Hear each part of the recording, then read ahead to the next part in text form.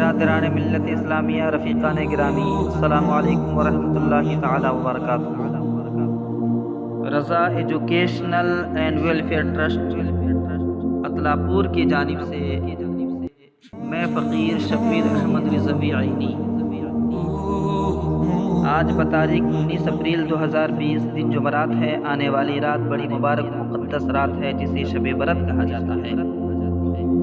الحمدللہ شب برات جہنم کی آگ سے برات یعنی چھٹکارا پانے کی رات ہے، مگر حسد افسوس مسلمانوں کی ایک تعداد آگ سے چھٹکارا حاصل کرنے، توبہ و استغفار اور عبادات کرنے کے بجائے خود اپنی محنت کی کمائی خرچ کر کے اپنے لیے آگ یعنی آتش بازی کا سامان خریدتی اور خوب پٹاخے وغیرہ چھوڑ کر اس مقدس رات کا تقدس پامال کرتی ہے۔ حضرت سیدنا علی مرتضی شیر خدا رضی اللہ تعالی عنہ سے مروی ہے کہ نبی کریم صلی اللہ علیہ وسلم کا فرمان عظیم ہے، جب 15 شعبان کی رات آئے تو اس میں قیام کرو اور دن میں روزہ رکھو، بے شک اللہ تعالیٰ غروب آفتاب سے آسمان دنیا پر خاص تجلی فرماتا اور کہتا ہے کوئی مجھ سے مغفرت طلب کرنے والا کہ اسے بخش دوں، ہے کوئی روزی طلب کرنے والا کہ اسے روزی دوں، ہے کوئی مصیبت زدہ کہ اسے عافیت عطا کروں، ہے کوئی ایسا اور یہ اس وقت تک فرماتا ہے کہ فجر طلوع ہو جائے۔ حضرت سیدہ عائشہ صدیقہ رضی اللہ تعالی عنہا فرماتی ہیں کہ رسول اللہ صلی اللہ علیہ وسلم شعبان سے زیادہ کسی مہینے میں روزہ نہ رکھا کرتے، بلکہ پورے شعبان ہی کے روزے رکھ لیا کرتے تھے اور فرمایا کرتے اپنی استطاعت کے مطابق عمل کرو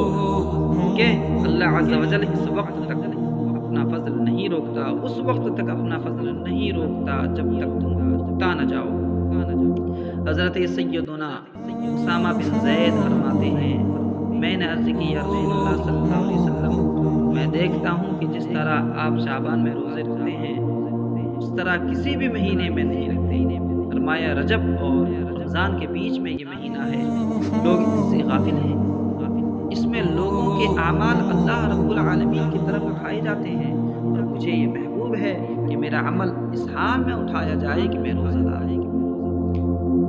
معمولات اولیاء کرام میں سے ہے کہ مغرب کے فرض و سنت وغیرہ کے بعد 6 رکعت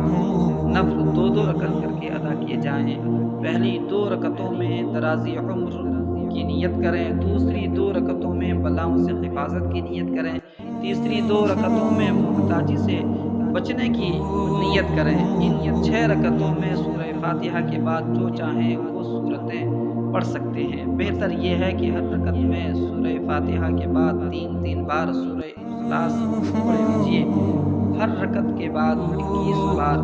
سورہ اخلاص قل هو اللہ احد شریف یا 1 بار سورہ یاسین شریف پڑھیں، بلکہ ہو سکے تو دونوں ہی پڑھ لیں۔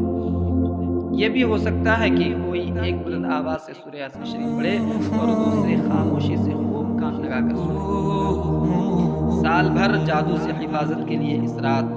7 پتے بیری کے